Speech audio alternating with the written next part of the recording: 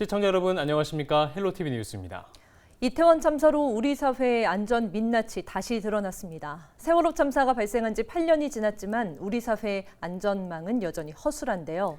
오늘 헬로티비 뉴스는 우리 주변의 안전 위험 요소를 집중적으로 조명합니다.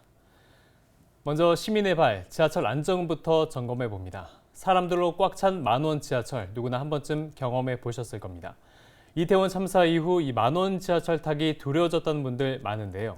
네, 출퇴근길 지하철은 오늘도 압사 공포를 안고 달리고 있습니다. 이세진 기자입니다. 인파에 휩쓸려 지하철 안으로 떠밀려 들어가고 문이 닫힐 때까지 벽끝을 붙잡고 간신히 버팁니다. 매일 출퇴근길 반복되는 익숙한 풍경. 이태원 참사 이후엔 공포가 됐습니다. 혹시나 이렇게 숨이 가빠오는 게 혹시 이런 전조가 될 수도 있지는 않을까, 여기 있는 사람들의 이야기가 또 될 수도 있지 않을까, 이런 불안감을 계속 갖고 있죠. 지옥철로 악명 높은 김포 도시철도의 정원은 한 칸에 172명입니다. 하지만 출퇴근길에는 300명이 넘게 탑승합니다. 혼잡률로 따지면 200%를 훌쩍 넘는 수준입니다. 한 사람이 설 수 있는 공간은 A4 용지보다 작습니다. 그 참사를 저희 시민들은 애도만 할 수는 없었습니다. 이태원 그 참사 때의 그 밀집도랑 우리 김포 골드라인 경자철 이용하시는 출퇴근 시 이용하시는 시민들의 밀집도가 사실 비슷했거든요. 학계에서는 밀집 사고 위험성을 예측할 때 1제곱미터당 몇 명이 있는지를 기준으로 봅니다. 가로 세로 1m 남짓한 작은 공간을 차지하는 인원이 6명을 넘어가면 위험하다는 게 공통된 설명입니다. 꽉 찬 지하철도 예외일 수는 없다는 이야기입니다. 1제곱미터당 그 밀도가 4명 정도일 때는 이제 심리적인 불안감을 느끼기 시작하는 단계고요. 그것이 6명 정도 되면 이제 물리적으로도 신체적으로도 압박감이 오기 시작하는 거고요. 내 의지대로 팔을 움직이거나 발을 뛰거나 이게 거의 불가능한 상태가 되는 게 한 10명 정도 선에 오면 그런 문제가 생겨서 그때부터는 굉장히 압사의 위험이 높아지는 거죠. 부족한 안전 대책은 불안을 키우고 있습니다. 참사 이후 안전 요원이 더 투입된 역사도 있지만 혼잡하지 않다는 이유로 여전히 안전 요원 1명뿐인 역사도 있습니다. 지하철별로 운영 구조가 제각각이다 보니 안전 인력 충원이나 투자도 불확실한 게 현실입니다. 이런 다단계 위탁 구조상 안전 문제에 대한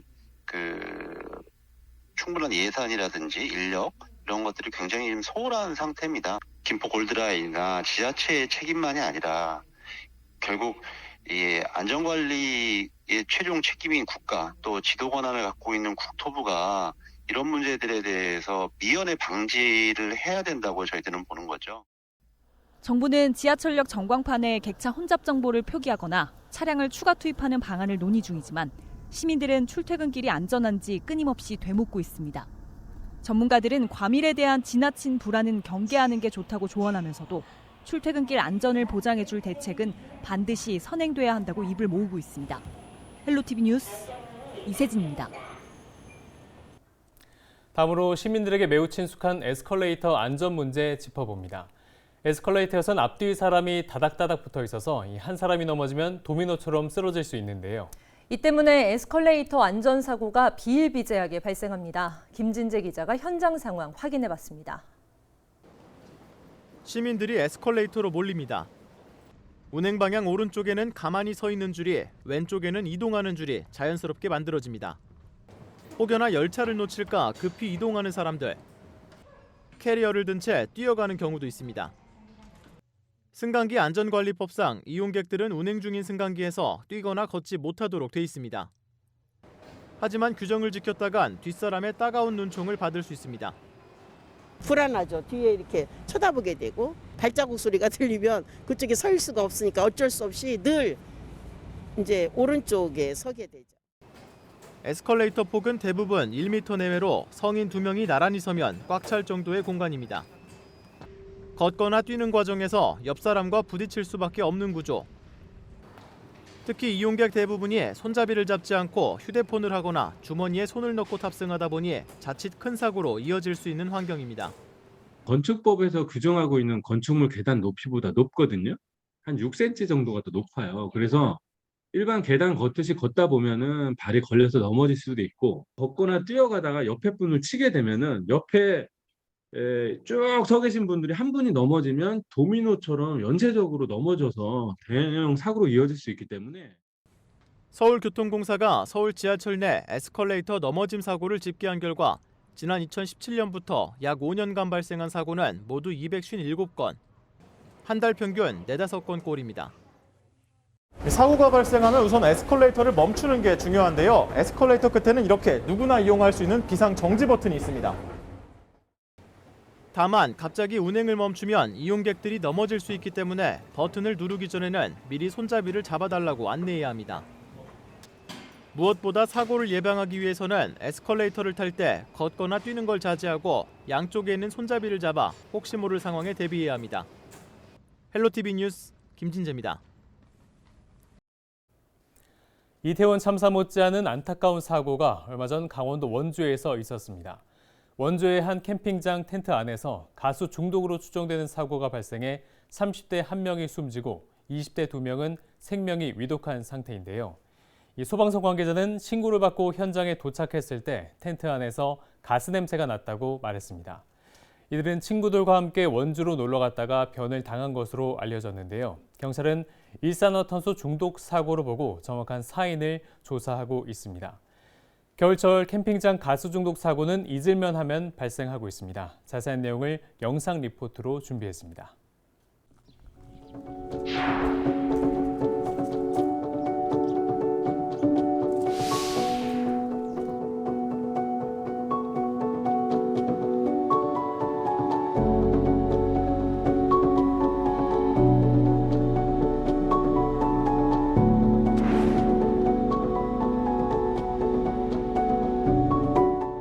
텐트에서 잠자던 40대 낚시객이 일산화탄소 중독으로 숨지는 사고가 발생했습니다.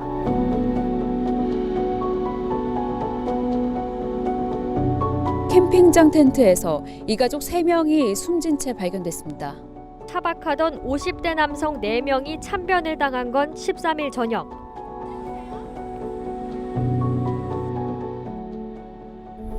비좁은 텐트 안에서 가스 버너를 켜고 일산화탄소가 얼마나 빨리 퍼지는지 실험해봤습니다. 가스불을 켠 지 2분이 지나자 정상 수치 20ppm을 넘었다는 경보음이 울리기 시작합니다. 그러더니 순식간에 일산화탄소 허용 농도 50ppm을 넘어섭니다. 실험을 시작한 지 단 5분 만에 벌어진 일입니다. 이 밀폐된 공간에서 화기, 취사용이나 난방 기구를 이용해서 사용하게 되면은 산소 농도가 현저히 떨어지고 그로 인해서 불완전 연소가 발생하게 됩니다.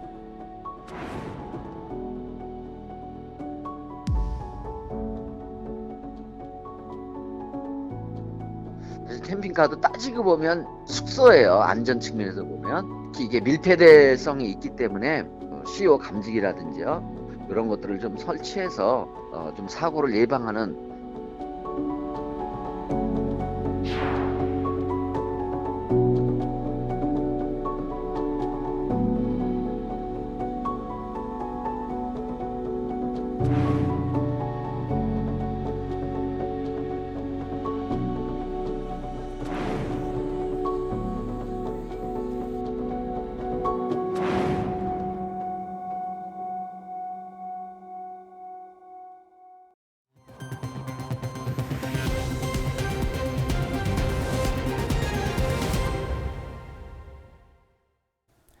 우리 주변의 질식사고 위험 요인은 곳곳에 있습니다. 이 사고가 났을 때 가장 중요한 건 재빠른 응급처치인데요. 이 과정에 자동심장 충격기가 매우 유용할 수 있습니다. 네, 이 자동심장 충격기는 500세대 이상 아파트 등 일부 시설에 의무적으로 설치하도록 돼 있는데요. 현장 사정은 어떨까요? 안수민 기자가 점검해봤습니다. 중구 광복로입니다. 부산의 대표적인 번화가 중 한 곳인데요. 특히 크리스마스 전후로는 이 거리 전체가 사람들로 가득 찹니다. 보건복지부 어플리케이션을 활용해서 이 거리에서 활용할 수 있는 자동 심장 충격기를 찾아보도록 하겠습니다. 광복로 패션거리 일원과 비프광장, 국제시장까지 지상에는 자동 심장 충격기가 설치된 곳이 없습니다. 그나마 가장 가까운 곳인 지하철 역사 안. 패션거리에서 남포역에 설치된 자동 심장 충격기까지 가봤습니다. 빠른 걸음으로 6분가량이 걸렸는데 다시 돌아오는 것까지 고려하면 10분 이상이 소요됐습니다.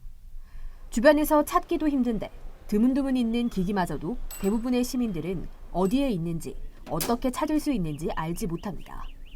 보건복지부가 자동 심장 충격기의 위치를 알 수 있는 어플리케이션을 만들었지만 어플리케이션 존재 자체도 모릅니다.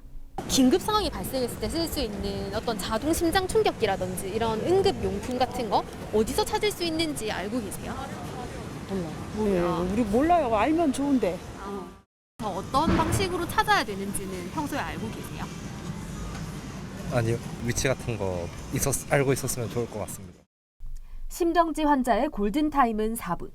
자동 심장 충격기 바로 옆에서 사고가 나지 않는 한 이 시간 안에 자동 심장 충격기를 찾아 사용하는 것은 사실상 불가능에 가깝습니다.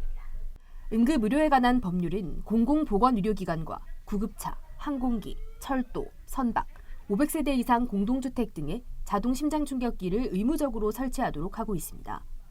이에 따른 설치 의무기관과 비의무기관을 포함해 전국에는 5만여 대의 자동 심장 충격기가 설치돼 있습니다. 하지만 설치된 곳 대다수는 도심 번화가에서 떨어져 있습니다. 상업시설과 다중이용시설에 설치된 경우는 2,600곳가량에 불과합니다. 잘 없죠. 그리고 부산 번화가 등에서 AED 설치된 곳이 거의 찾기가 어렵더라고요, 저도. 그래서 사실은 조례나 이런 거를 통해서 편의점이나 노래방, PC방, 커피숍, 식당 등 우리 주변에 있는 흔한 다중이용업소에 AED를 의무 설치할 수 있도록 시나 구차원에서 일부 지원 사업 같은 경우를 펼쳐가지고 이런 가운데 부산시는 전국에서 처음으로 시민들의 접근성이 좋은 편의점에 자동 심장 충격기를 보급하는 사업을 추진한다고 밝혔습니다. 헬로티비 뉴스 안수민입니다. 이태원 참사와 관련해 잊히지 않는 한 장면이 있습니다. 이 사고 현장 주변에 있던 시민들이 누가 먼저라 할 것도 없이 팔을 걷어붙이고 쓰러진 사람들에게 심폐소생술을 하는 모습인데요. 예기치 못한 급박한 상황에서 심폐소생술이 유일한 희망이었습니다. 심폐소생술하는 방법 손성혜 기자가 자세히 전해드립니다. 이태원 참사 희생자들의 사망 원인은 대부분 질식에 의한 심정지로 추정되고 있습니다. 심정지 환자의 골든타임은 4분. 4분 안에 응급처치를 받지 못하면 생존율이 절반으로 떨어집니다.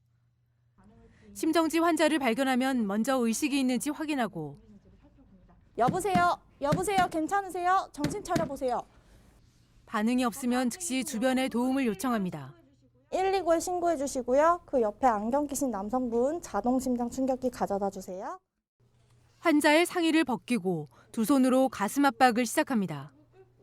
체중을 실어 강하고 빠르게, 힘들어도 중간에 멈추면 안 됩니다. 심장을 살리는 것이 먼저이기 때문에 일반인 대상으로 갈비뼈가 부러지는 소리가 들렸다든지 또는 압박을 하는데 부러진 느낌이 드셨다고 하시더라도 신경 쓰지 마시고 깊은 깊이 5cm 이상의 압박 깊이로 계속적으로 압박을 해주시면 되겠습니다.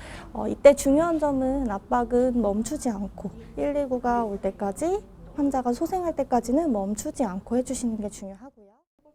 8살 미만의 소아는 가슴 압박과 인공호흡을 함께 해야 합니다. 가슴 압박은 한 손으로, 인공호흡은 1초씩 2번 숨을 불어넣습니다. 턱끝을 살짝 들어서 기도를 살짝 열어주고요. 그래서 이때 콧구멍을 막아서 입을 전체를 막아주셔야 돼요. 콧구멍을 막는 이유는요. 호흡이 다른 곳으로 새어나가지 않게끔. 기도가 막혔을 때 하는 응급처치법, 일명 하임리히법도 알아두면 좋습니다. 음식물 등으로 기도가 막혔을 때 응급처치가 늦어지면 질식사로 이어질 수 있습니다. 기도폐쇄 응급처치법은 환자의 가슴 아래를 두 팔로 감싸 안아 주먹으로 누르면서 위로 밀쳐 올리면 됩니다. 외워두면 누군가의 생명을 살릴 수 있는 응급처치법. 가까운 소방서나 구청에 문의하면 무료로 배울 수 있습니다. 헬로티비 뉴스 손성혜입니다. 안전 대한민국 특집 뉴스로 마련한 헬로티비 뉴스. 저희가 준비한 소식은 여기까지입니다. 시청해주신 여러분 고맙습니다.